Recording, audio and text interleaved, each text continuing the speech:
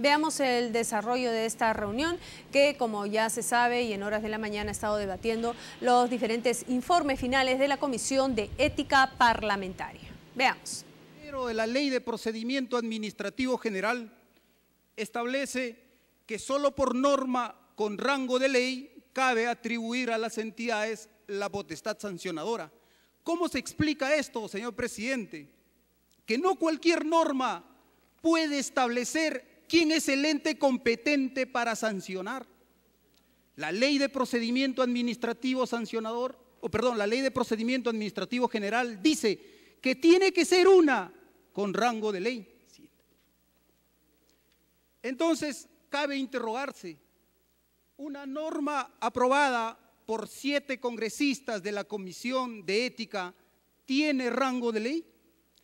La respuesta es obvia, no la tiene.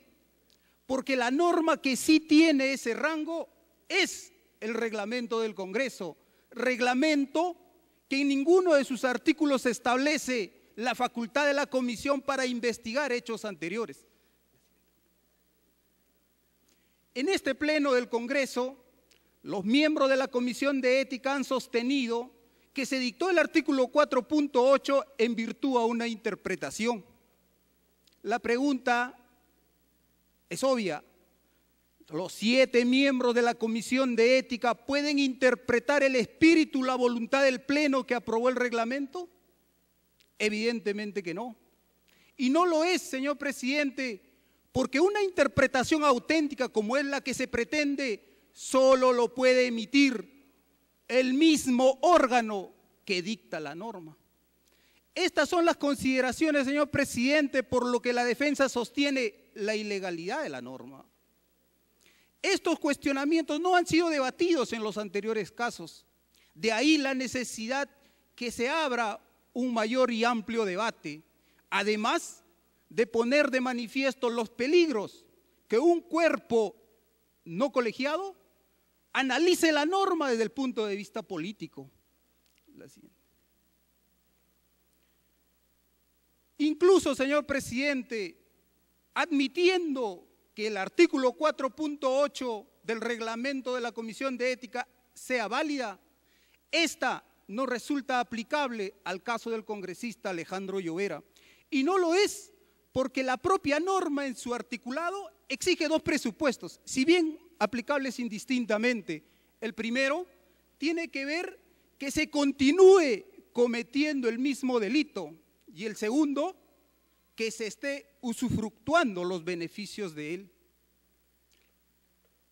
El Congreso de la República, menos la Comisión de Ética, puede determinar qué es delictivo.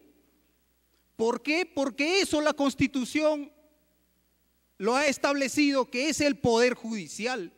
Entonces, una Comisión de Ética puede decir qué delito se cometió anteriormente, puede decir qué delito se está cometiendo actualmente, ¿o puede acaso establecer si se vienen beneficiando de él? Evidentemente que no. Entonces, el Pleno del Congreso o la Comisión de Ética usurpa funciones del Poder Judicial al establecer si aquello que hizo el congresista Alejandro Llovera es delictivo o si aquello que lo nuevo que ha realizado también lo es. Sobre la supuesta continuidad del delito, en el informe final se sostiene que dicha continuidad se ha referido al hecho que el congresista Alejandro Llovera en una entrevista periodística señaló que tiene estudios de maestría. A este respecto, señor presidente, debe analizarse el propio sentido de la norma, la misma norma que fue aprobada por la Comisión de Ética. La norma dice que se esté cometiendo el mismo delito. No dice que se esté cometiendo la misma mentira, no dice que se esté cometiendo la misma falta ética, dice que se esté cometiendo el mismo delito. En el caso del congresista Alejandro Llovera, el delito por el cual viene siendo investigado es falsa declaración en procedimiento administrativo, que es el único delito que lo investiga. Cabe interrogarse si luego la entrevista brindada a un medio de prensa es también falsa declaración en procedimiento administrativo. Es decir, La Comisión de Ética pretende entender que la versión proporcionada por un congresista ante un medio de prensa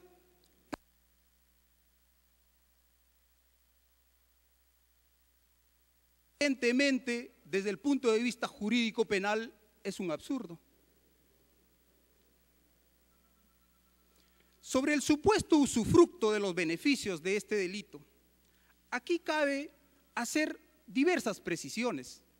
La primera es entender que la Comisión de Ética asume que el usufructuar los beneficios del delito es el ejercicio mismo del cargo. Esa es la tesis de la Comisión de Ética.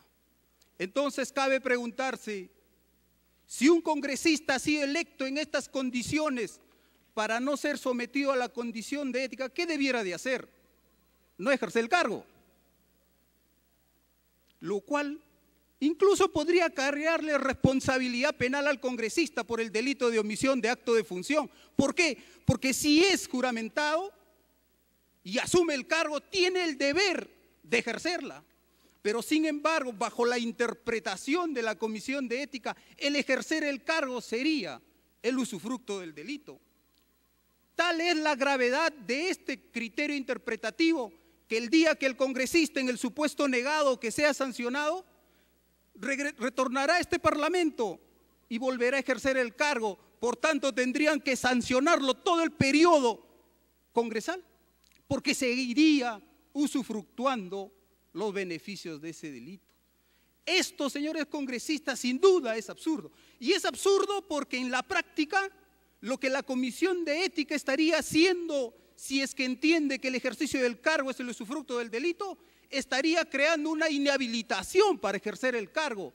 Un supuesto que la Constitución no permite, porque no existe mayores supuestos de inhabilitación que los establecidos en la Constitución, en la ley.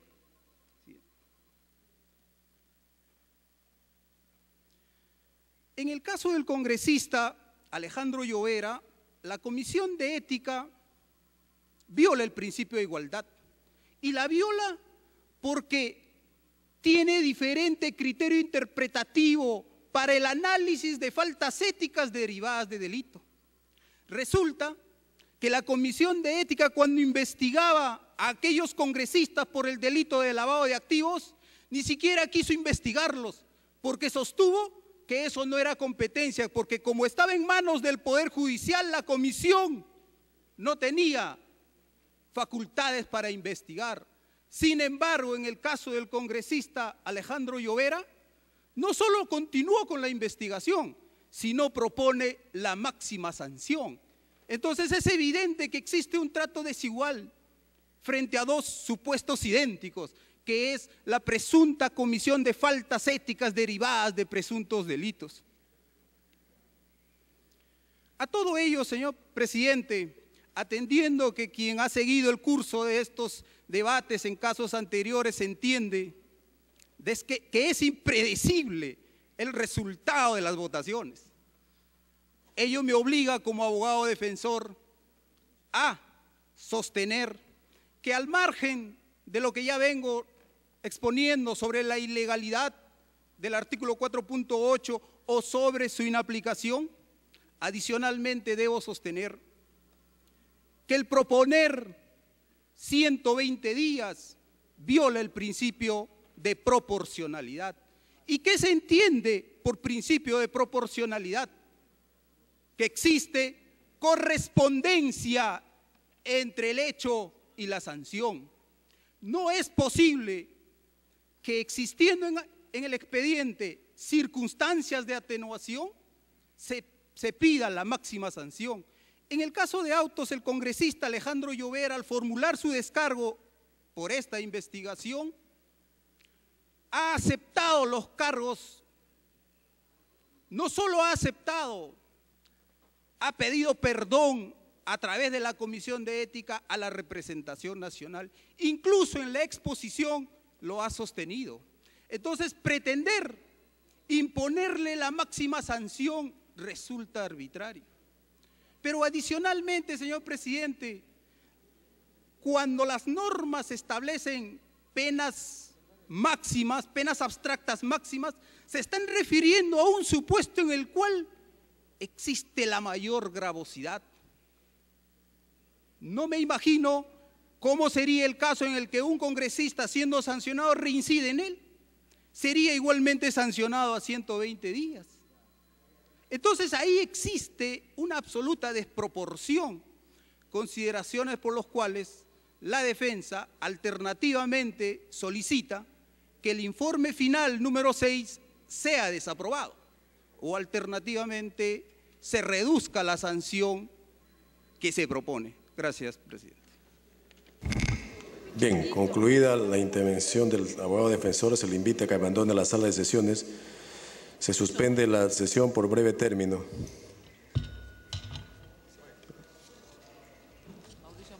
Sí.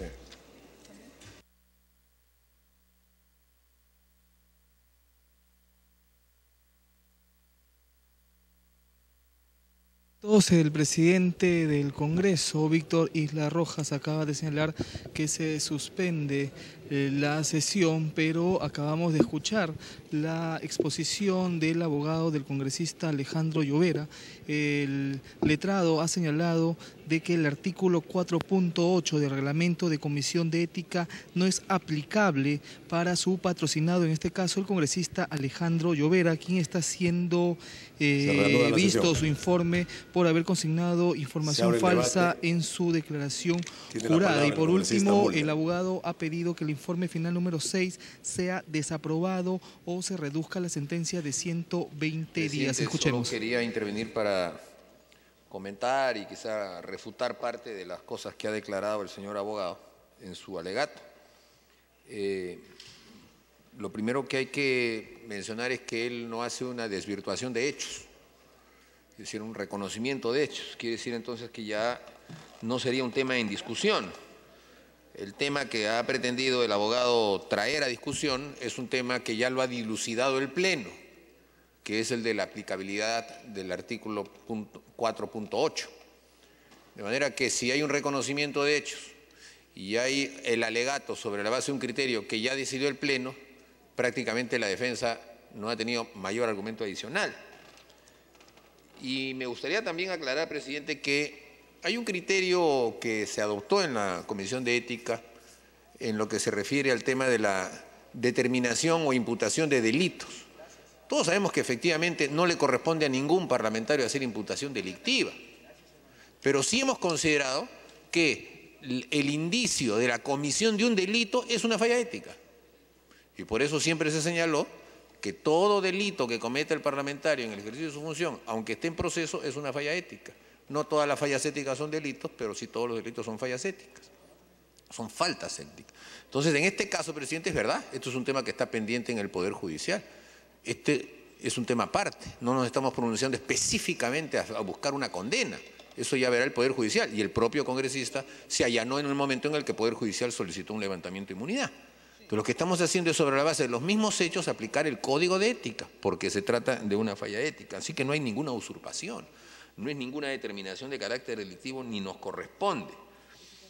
Y por último, presidente, se busca una atenuación sobre la base del arrepentimiento y del reconocimiento. Pero la verdad sea dicha, presidente, ninguno de esos dos conceptos, solamente por traer a colación el procedimiento penal, ninguno de esos dos conceptos se utiliza en el derecho penal, en el derecho procesal, para una determinación de la disminución de la pena, salvo que haya entrado en un proceso distinto que tiene el nuevo Código Procesal Penal, que se trata de aquel que habla de la confesión sincera, pero negociada, porque hay un esquema de negociación entre el fiscal y el abogado del acusado para determinar que para una suerte de celeridad procesal y de ahorro procesal en lo que se refiere a la determinación y actuación de pruebas puede haber una confesión sincera, y esa confesión sincera se hace a cambio de que pueda haber una disminución de la pena por parte del fiscal. Ese es un procedimiento distinto. Este no es un tema en el que ese tipo de variables puede entrar. De manera entonces, señor presidente, que yo quería hacer estas aclaraciones de carácter jurídico para que no pudieran generar confusión otros temas. Gracias. Bien, congresista Chávez. Gracias. Simplemente para hacer una precisión en salvaguarda de la mención a personas que no están aquí. En su defensa, el congresista Llovera ha señalado, ha dejado deslizar la posibilidad de que un personero regional del grupo político de Fuerza 2011 o quizás vinculado a otra candidata de Fuerza 2011 en Huánuco, que además sería su accesitaria, habría errado en los datos, ¿no? Haciéndolo a él, y él dice, pues yo lo hubiera responsabilizado, como diciendo él está teniendo una actitud absolutamente generosa. Pero, señor presidente, en honor a la verdad, hay que señalar que tengo aquí la ficha de declaración jurada de vida del congresista Llovera cuando él postuló por el movimiento político Hechos y No Palabras a la vicepresidencia regional, y en esa ficha él incurre en las mismas imprecisiones respecto de su propio título, ¿no? Y respecto de los cursos en la Universidad de Piura, por ejemplo, acá habla diseño, gestión y dirección de proyectos, habla de su título como ingeniero industrial. Entonces, que no se venga pues a decirle, quiero recordar al señor Llovera, esto es de mucho antes de la candidatura al Congreso por Fuerza 2011 y nada tiene que ver con la participación de un personero vinculado a nuestro grupo político, ni tampoco a la señora ex congresista a la que él menciona y que sería su accesitaria. Digo esto en honor a la verdad porque es justo que se conozca la verdad. Gracias, presidente. Bien, congresista Belaunde. Congresista Belaunde. Señor presidente, muchas gracias. Yo quisiera hacer referencia a dos circunstancias que precisamente a dos hechos que los ha mencionado el congresista Llovera. El primero se relaciona con las actividades que habría prestado como trabajador o empleado, servidor de la empresa Romero Trading y la empresa Romex, donde él dijo que había desempeñado funciones de mucha importancia, que había tenido poder, etcétera. Pero lo que ha quedado acreditado, señor presidente, es de que él fue supervisor. Y ser supervisor no es lo mismo que ser administrador, que es un cargo subordinado, y ciertamente no es lo mismo que ser gerente o gerente general, porque aquel que tiene el cargo de gerente ya tiene un estatus especial conforme a la Ley General de Sociedades, incluso tiene un mandato mínimo administrativo. Un mandato mínimo administrativo y un mandato mínimo judicial para representar a la empresa ante los tribunales. De manera pues que hay una, no sé si llamar falsedad, pero por lo menos grave inexactitud. Eso en lo que se refiere a estos aspectos laborales. El otro aspecto que también yo quisiera hacer mención es la circunstancia de los estudios y de los títulos y de los grados. Sinceramente, cualquier persona sabe, por lo menos, qué estudios universitarios ha desempeñado, ha desarrollado, ha pasado por, qué grado académico ha obtenido, qué título profesional ha obtenido y qué posgrado académico se ha logrado. La maestría es un posgrado académico. Ser ingeniero, médico, abogado, contador, en fin, es un título académico. Yo creo que resulta muy difícil que una persona olvide o diga, no, yo me distraje, no, yo era bachiller en Derecho, pero lo que pasa es que pasé por ahí, pero antes había el bachillerato con tesis, ahora es lo que se llama el bachillerato automático, que no es tan automático, porque hay que aprobar todos los cursos, hay que pasar por todo un expediente. De manera que es muy difícil confundirse sobre eso. Yo entiendo que una persona pueda confundirse si ha hecho estudios, quizás algún diplomado, quizás estudios en tal o cual sitio, pero de título de grado no se olvida. Y nadie inventa, nadie piensa, nadie se ha equivocado que ha pasado, que tiene el título de maestro. Eso no es una distracción, señor presidente. Eso no es una omisión.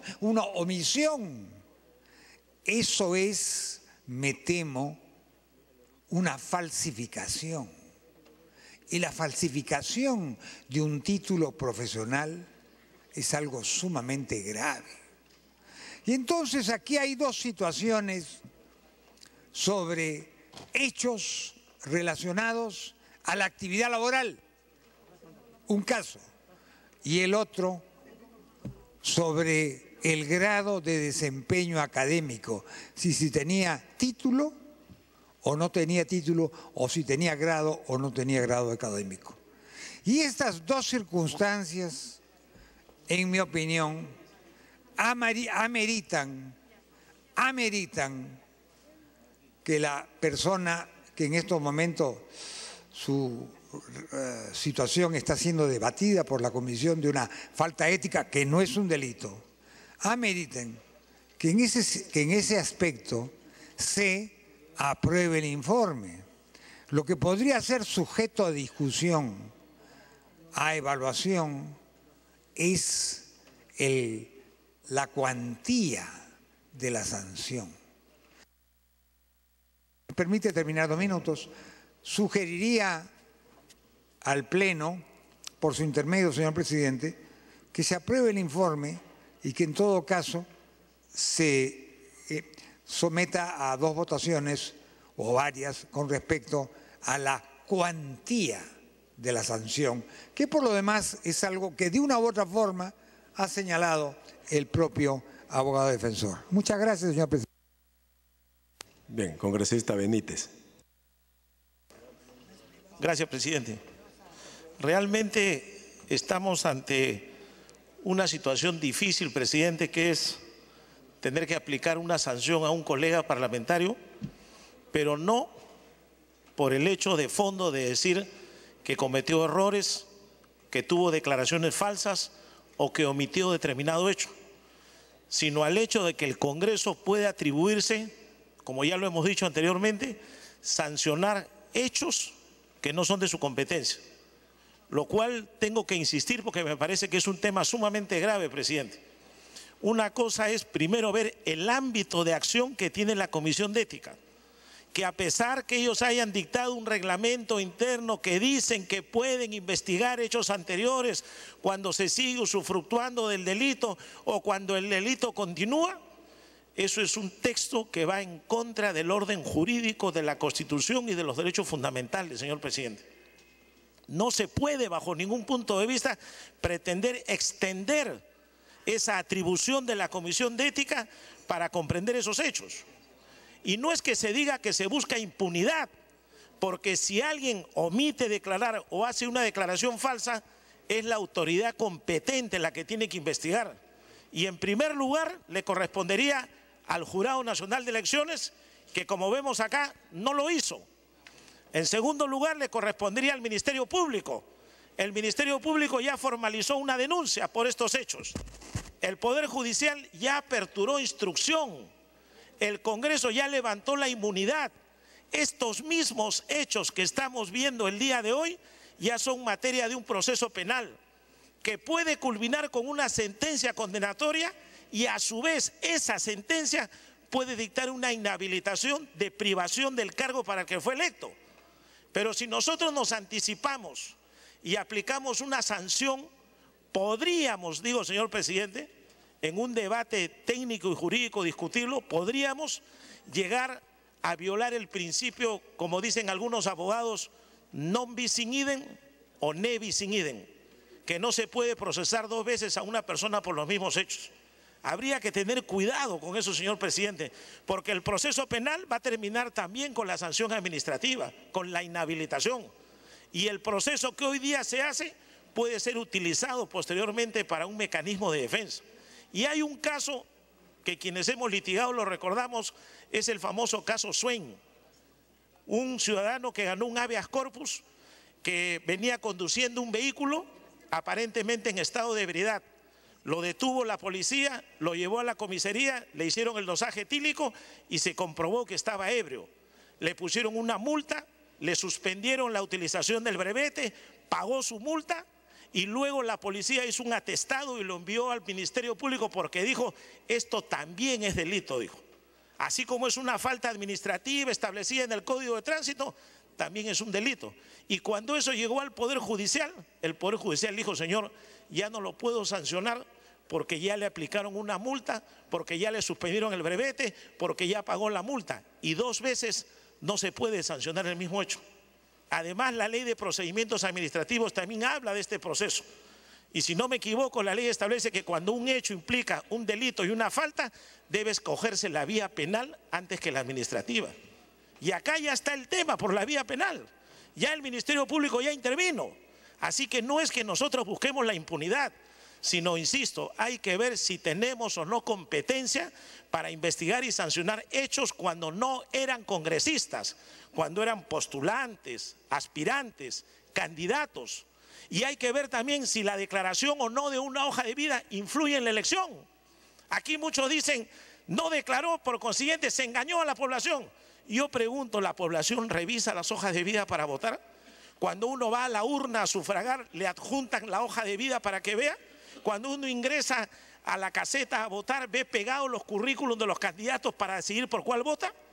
¿Acaso las hojas de vida dan puntaje por los títulos que uno acompaña? Como son en otro tipo de concursos. Un minutito, cuando son otro tipo de concursos, si yo acompaño maestría, doctorado, me da 3 puntos, 4 puntos, y por esos puntos llego a ser congresista. Incluso acá, permítame un minuto, congresista Mulder, incluso acá, presidente, cuando vino a exponer el distinguido abogado Javier Vallerresta, recordó algo que se pasó desapercibido. Ha habido casos de gente que estando en la cárcel la han elegido. O sea que si se viera la hoja de vida, no eligen. Si está preso, peor, no deberían elegirlo. Pero ha habido casos históricos de que gente estando recluida ha ganado elección y ha asumido al Congreso y ha tenido que hasta salir en libertad. Entonces yo creo que este es un tema que hay que analizar. Me pide una interrupción el colega Mulder, si usted lo permite, presidente. Claro que sí, congresista Mulder, tiene la interrupción. Presidente, yo quisiera recordarle al congresista Benítez que estamos en una sesión pública, porque creo que él cree que estamos en una sesión reservada y ha dicho algo que me parece francamente insostenible, que es lícito suponer o facilitar o aceptar que alguien falsifique una hoja de vida porque supuestamente nadie la lee. O sea, que como el delito no va a ser público, se le puede esconder, entonces el delito puede ser perfectamente aceptado. ¿Eso es el criterio que nos ha venido a traer el congresista Benítez? Primer tema. Y segundo, que fue el último que dijo, es muy distinto que por delitos políticos sociales, como se llamaba antes, es decir, persecuciones sin juicio que se hacían por parte de dictaduras y que metían a personas en la cárcel y que después con la elección que se hacía salían elegidos, es muy distinto del tema que estamos viendo ahora, que es un tema absolutamente ajeno a la política. Gracias. Puede continuar, congresista Benítez. Gracias, presidente. Yo sé perfectamente que es una sesión pública y yo digo las mismas cosas en las públicas y en las privadas o reservadas, no como algunos que en las reservadas dicen una cosa y en las públicas se quedan calladas. Hay que decir lo mismo, sea pública o privada. Hay que mantener una misma línea. Hay que saber defender el debido proceso en todos los campos y en todos los terrenos, señor presidente. Y si yo he hablado de lo que ha expresado el colega Mulder es porque he recogido el ejemplo que ha puesto el presidente de la Comisión de Ética. He hecho la comparación sobre lo que se ha hecho. Incluso aquí, hace unos minutos se ha dicho un ejemplo de la aplicación de ese reglamento medio confuso que están aprobando, diciendo el ejemplo de un robo de un auto. Se ha dicho acá que si alguien roba un auto y sale electo congresista y sigue usando el auto, pues ahí está cometiendo la infracción. Si ese ejemplo yo lo traslado a la Comisión de Ética, ¿por qué razón tendría que sancionar a ese congresista? La respuesta sería porque no declaró que robó un auto. Sería por eso, porque es lógico. la sanción ética es porque no declaró. Entonces los congresistas que supuestamente roban autos tendrían que declarar: señor, declaro bajo juramento que robé un auto. De repente que robé una casa, que asalté un banco. Ah, ya, entonces ahora no lo eligen. Y si lo eligen, está usufructuando el delito. No cabe lógica, señor. Son ejemplos malos, ejemplos que no corresponden, que no son correctos. Entonces, señor presidente, yo creo que tenemos que actuar con serenidad. Con todo respeto, yo puedo decir que la Comisión de Ética está desnaturalizando totalmente su labor.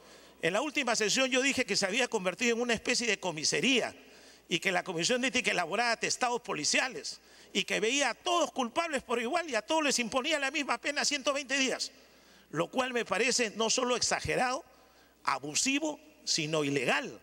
Incluso en todos los informes que se han visto hasta ahora en sesión reservada o pública, no se habla de evaluar dónde está la inconducta, dónde está la falta ética. Se habla de todo el proceso legal, se habla de todas las faltas administrativas, se habla de todos otros ámbitos, pero no se habla del tema de fondo que es la ética, señor presidente, y eso es muy delicado. Por eso yo quiero insistir en el cuidado que debemos tener de si la Comisión de Ética tiene o no atribución para sancionar candidatos, postulantes o aspirantes al Congreso. Hay que ver desde cuándo una persona puede recibir los beneficios de congresista. Desde que se proclaman los resultados, desde que juramenta el cargo, desde que le entregan la credencial. ¿Desde cuándo? Hay que determinar eso para de ahí poder evaluar desde dónde podría cumplirse el Código Ética Parlamentario, pero no desde que uno postula. Eso me parece algo irracional, ilegal. Absurdo, señor presidente. No podemos ir contra ello. Yo le pido al Congreso que evaluemos esa parte. Es una norma que es incompatible con el reglamento. Eso no quiere decir que digamos que el congresista electo que falló haya cometido no una falta. Para eso ya intervino el Ministerio Público, para eso ya el Poder Judicial está procesando, para eso ya el Congreso levantó la inmunidad. Entonces, ¿por qué queremos nosotros ingresar a un terreno que ya no es de nuestra competencia, señor presidente? Yo le pido, para terminar, señor presidente, al Congreso, una reflexión. Hay que determinar si tenemos o no competencia para ver casos cuando no eran congresistas. Y ese argumento de que porque usufructo al cargo, porque el delito continúa, es un argumento contrario al orden jurídico peruano. No se puede aplicar, atenta contra los derechos fundamentales, señor presidente. Y yo le pido a la representación nacional que evalúe este tema, que las autoridades competentes tengan que intervenir, y si el Jurado Nacional de Elecciones en su momento no lo hizo, ahora lo está haciendo el Ministerio Público y el Poder Judicial. Muchas gracias. Bien, congresista Benítez. Congresista Rivas. Gracias, presidente. Congresista Lay, parece que quería pedir el uso de la palabra. Con todo gusto. Congresista Lay, está pidiendo una interrupción, presidente. Interrupción, no, le está anotado para que se use la palabra. Ah, ya, perdón, disculpe. Bien. Sí, presidente, en la misma línea, queridos colegas, y hay que ser bastante claros en esto. Lo que está ocurriendo es que se está imponiendo, mediante un reglamento interno, se le está dando un rango de ley. Y esa es una situación que nosotros no podemos dejar de contemplar. Porque ciertamente estamos afectando y estamos transgrediendo derechos de terceros. Consecuentemente, hay que ser bastante objetivos en esa situación. No se puede bajo ningún punto abocarnos ciertamente a situaciones que a nosotros no nos competen. El Poder Judicial, señores, determina claramente, mediante una sentencia, si se cometió o no se cometió el delito. Claramente, es el Poder Judicial. La Constitución ha irrogado a ese poder del Estado la determinación clara de quiénes han cometido el delito. Y mediante una sentencia que después incluso es apelada y después es revisada, y cuando ya está firme y consentida, es el Poder Judicial el que establece y tiene la facultad sancionadora. Consecuentemente, señores, no podemos nosotros crear vía interpretación un posible delito hasta que evidentemente no sea juzgado, sancionado. Esa es la realidad. Y la realidad también es que aquí se está aplicando retroactivamente una situación que es claramente irregular y ilegal. Nosotros, los congresistas, ejercemos funciones en el momento que juramentamos, en el momento que somos electos, ¿En qué momento vamos a ejercer las funciones como tales? Cuando se nos entrega la credencial, ya se ha dicho aquí, queridos colegas. Y aquí hay una situación, no se puede aplicar aquí una retroactividad ¿qué? ¿Maligna? Porque es una retroactividad que faculta a una comisión a revisar una situación anterior al ejercicio de la función. Y es una situación real que todos tenemos.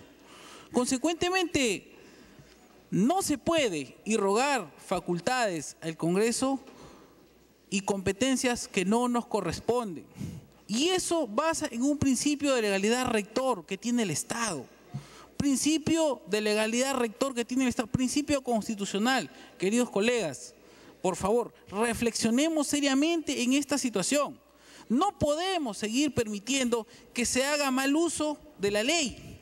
No podemos seguir permitiendo que se ejerza una situación de presión mediática, que se ejerza una situación de presión mediante un marco normativo inexistente. Eso no puede ser, queridos colegas. Y eso se invita a la reflexión a todos los que estamos acá. Porque ciertamente se está tratando de aplicar una sanción sobre hechos evidentemente que ocurrieron antes de la vigencia del ejercicio de la función parlamentaria. Gracias, presidente. Bien, congresista Rubén Condori. Congresista Condori. ¿Le ha pedido el uso de la palabra? Sí, señor presidente, yo lo que quisiera es enfatizar efectivamente en la línea del congresista Benítez, de que debemos merituar antes los alcances del 4.8 detallados en el reglamento. Ante la representación nacional y ante la población quiero señalar lo siguiente. El reglamento que tenemos a mano tiene jerarquía de ley. El reglamento que ha preparado la Comisión de Ética tiene otro nivel, menor. Aquí tenemos una ley denominada Reglamento del Congreso, pero tiene jerarquía de ley y tiene un código de ética. Esto es lo que vale y tiene jerarquía de ley. El detalle es este, el reglamento, y aquí está el 4.8. Pero el 4.8 no puede contradecir en absoluto a lo que dice la ley. ¿Y qué dice la ley?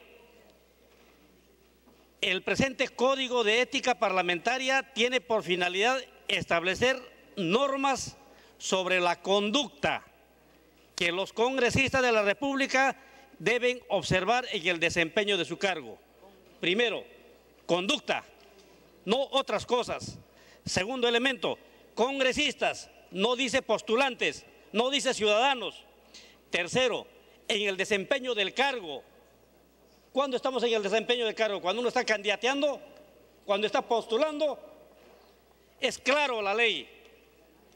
Diferente es el reglamento.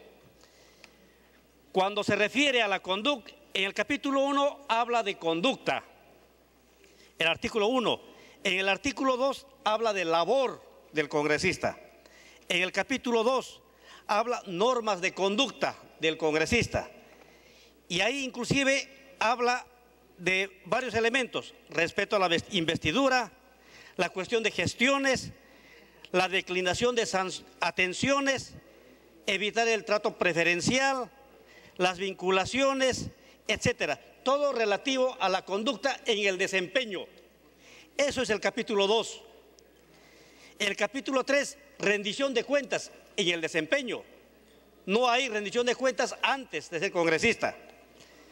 Relaciones con otros congresistas, el capítulo 4. El capítulo 5, donaciones. El capítulo 6 de la Comisión de Ética. ¿Y qué dice respecto a la Comisión de Ética? Ahí la ley le da las atribuciones a la comisión. En el Congreso de la República funciona una Comisión de Ética parlamentaria encargada de, ahí quiero que se enfatice, la ley le está acotando, está señalando dónde debe estar sus funciones. Más allá ya es fuera de la ley. La Comisión de Ética entonces está encargada de, 1, promover la ética, eventos, cursos, etcétera, promover la ética, ejemplos. Segundo, prevenir actos contrarios a la misma. Tercero, absolver consultas. Yo puedo presentar una petición diciendo es correcto ir el día de hoy a Mistura y, bueno, tomarme un traguito. Eso le puedo preguntar a la Comisión de Ética y puede absolver esa consulta. Cuarto, resolver en primera instancia las denuncias que se formulen, siempre que haya denuncias. Inclusive ni siquiera habla ya de oficio, de denuncias. Eso dice el artículo 8. Más allá sería ilegal. ¿Qué más? El artículo 13 dice: la Comisión de Ética Parlamentaria elaborará y aprobará su reglamento estableciendo el procedimiento para absolver las consultas, se ratifica, para resolver las denuncias y para darle atribuciones a la Secretaría Técnica. Y en la última transitoria dice: el reglamento detallará la escala de multas. Eso es lo que dice la ley. La ley, es decir, el Código de Ética ha detallado cuáles son las funciones, cuáles son las atribuciones, es decir, ha señalado una especie de lindero a un terreno para que justamente no entremos en otros fueros. En el caso de un partido de fútbol, el hecho de que se cobre penal o no penal, autoridad competente, el público, el linesman, la hinchada, el árbitro. Y acá, en los casos anteriores al Congreso, hay una autoridad competente. ¿Quién es? Puede ser el jurado electoral, puede ser Fiscalía, puede ser Procuraduría, etcétera. Pero el Congreso es autoridad competente para ver casos anteriores. No se estaría cometiendo acá abuso de autoridad, y el abuso de autoridad en la legislación nacional también es delito. Yo creo que aquí debemos merituar apropiadamente qué cosa es competencia de la Comisión de Ética y qué cosa está fuera. Y respecto a este reglamento que sacó la Comisión de Ética, yo también quiero cuestionar una situación, la cuestión de temporalidad. Al momento de la elección, al momento de ser candidatos, esto estuvo vigente.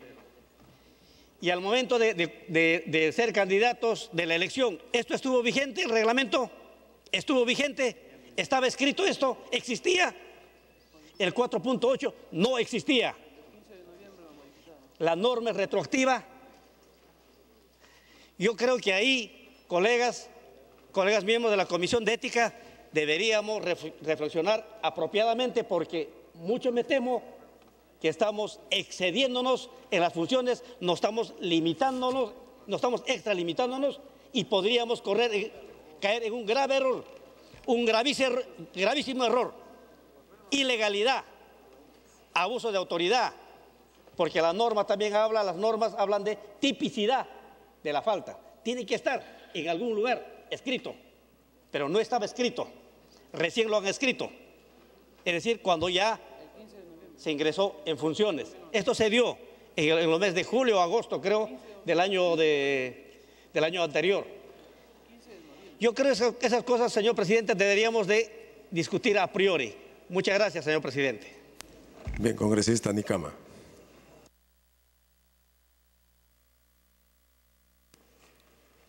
Muchas gracias, señor presidente.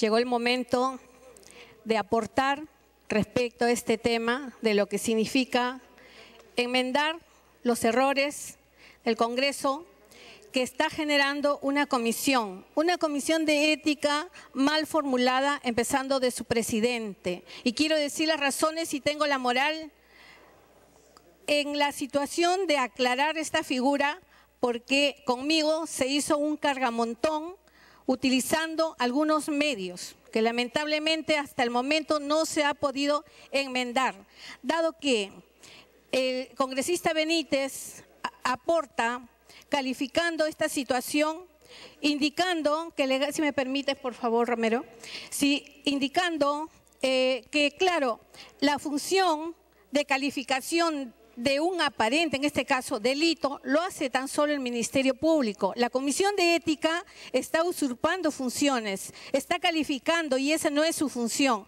Lamentablemente, esta Comisión de Ética sanciona sin tener conocimiento, sanciona sin tener los argumentos legales para hacerlo.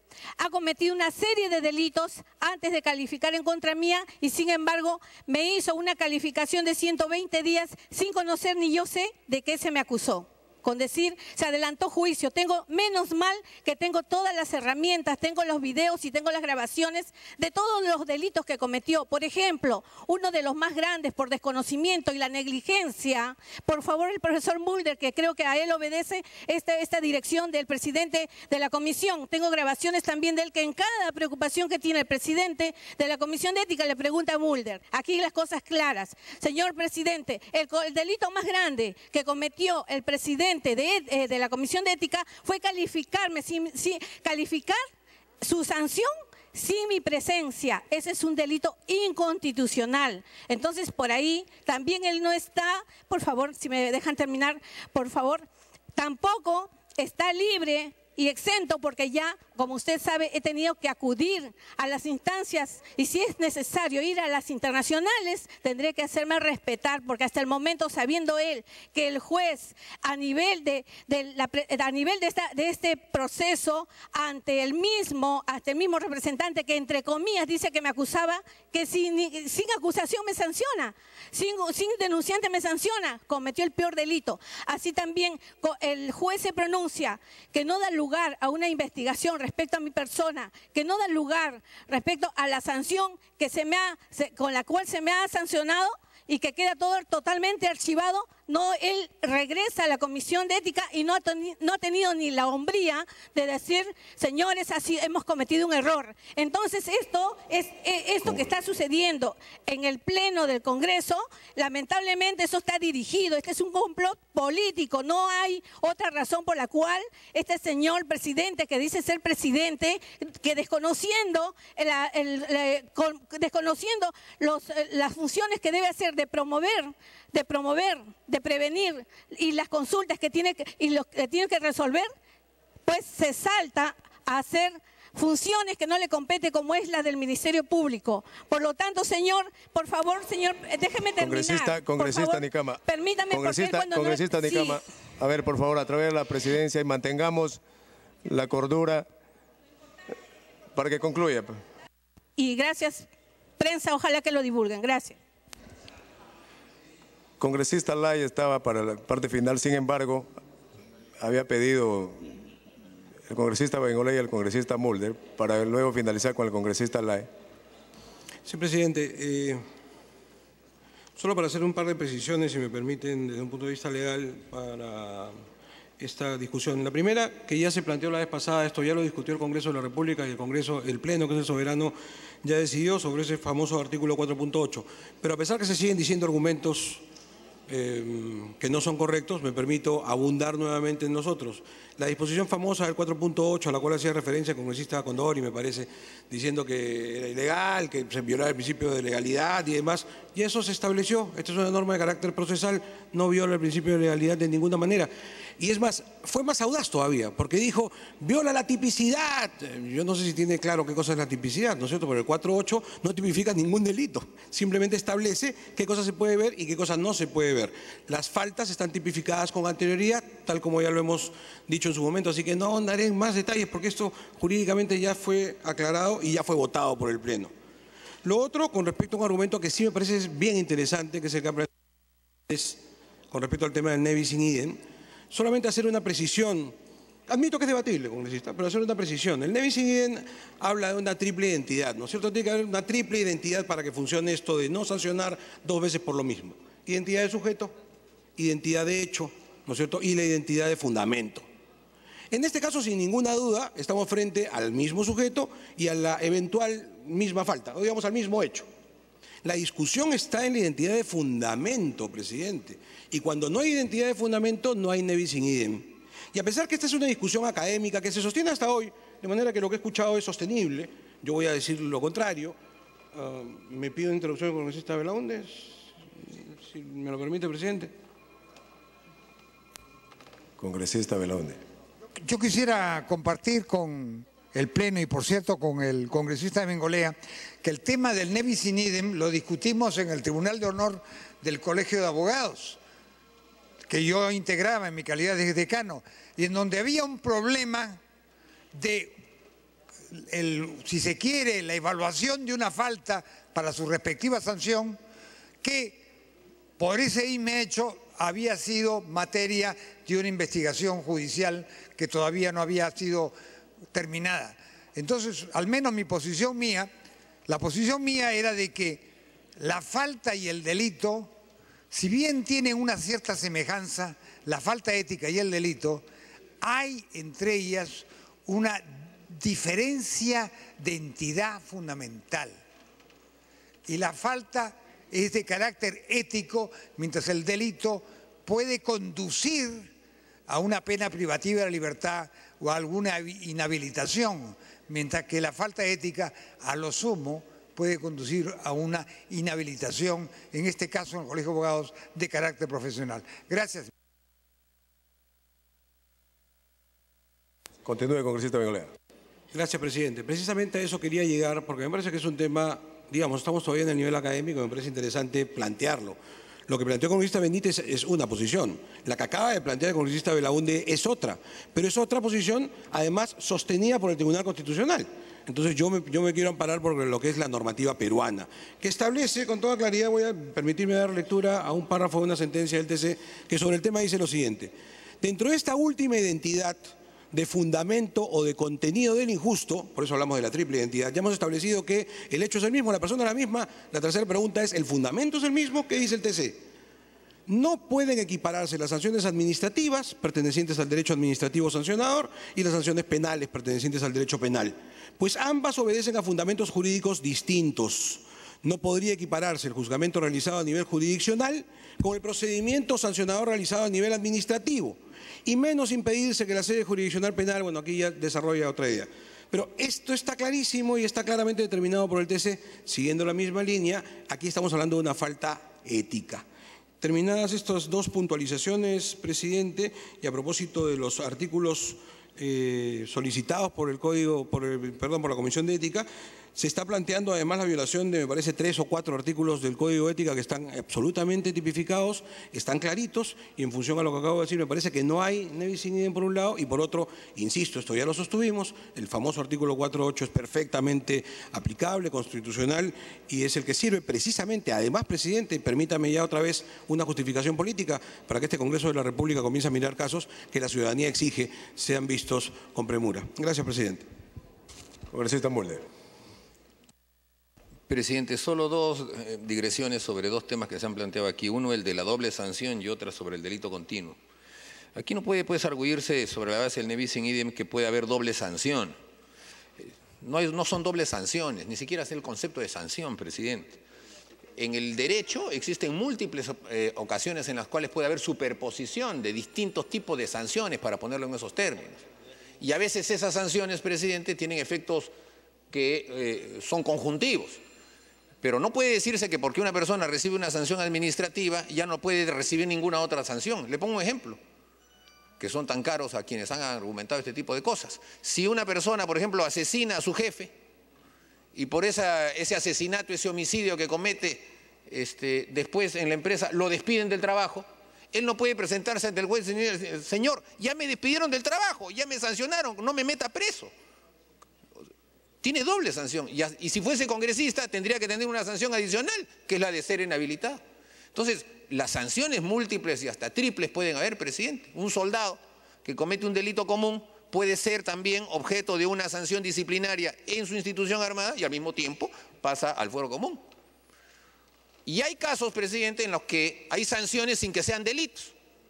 Por ejemplo, marcarle el voto a otro congresista, eso no es delito. Pero sí es un tema que merece sanción, está en el Código de Ética. Por ejemplo, a una parlamentaria, a mi modo de ver en ese momento excesivamente, porque tuvo un comportamiento el día de la juramentación del presidente de la República, se le sancionó y no era delito. ¿De cuándo acá hablar y decir y hablar las cosas es delito? Era un tema disciplinario, ¿no es cierto? Y nosotros aplicamos sanciones por temas disciplinarios también, que no son delitos. De manera entonces, señor presidente, que cada uno en su lugar y cada comisión del Parlamento con sus atribuciones. Y en el caso, presidente, de lo que se llaman los delitos continuos o el usufructo del delito cometido, el congresista Benítez caricaturiza el tema, porque él dice que el parlamentario que se robó el auto debía declarar que se robó el auto y se le sanciona por eso. No es así. El abocamiento de la comisión es porque no declaró que se robó el auto justamente, pero se descubrió que lo robó y lo seguía usted utilizando. Entonces ahí es donde está justamente el ejemplo más claro de cómo es que este tipo de abocamiento de la comisión es que funciona. No se sabía, se supo después y resultó que a raíz de eso había un favorecimiento. Por eso, presidente, en la Comisión de Ética, por unanimidad se determinó que nosotros como parlamentarios no podíamos permanecer impasibles, no debíamos permanecer indiferentes ante una situación en la que veíamos una constatación que tenía que ver con el hecho de que se ocupara un escaño, no era un tema ajeno, porque era justo el primer acto que se hace para llegar al escaño que estamos ocupando, que es el de inscribir una candidatura. Y entonces, presidente, era evidentemente un abocamiento que por lo demás ya el Pleno lo dirimió. Yo no veo por qué ahora nuevamente otros parlamentarios quieren hacer ese cuestionamiento cuando ya hemos sancionado a 2 parlamentarios aplicando ese concepto, señor presidente. Me solicito una interrupción al congresista Martín Rivas. Congresista Rivas. Gracias, presidente. Sobre todo para aclarar ciertas cosas sobre distintas contradicciones que se están dando acá. Los delitos y las faltas, queridos colegas, están tipificados en la norma, en el Código Penal, delitos y faltas. Y las faltas éticas están en el Código de Ética Parlamentaria.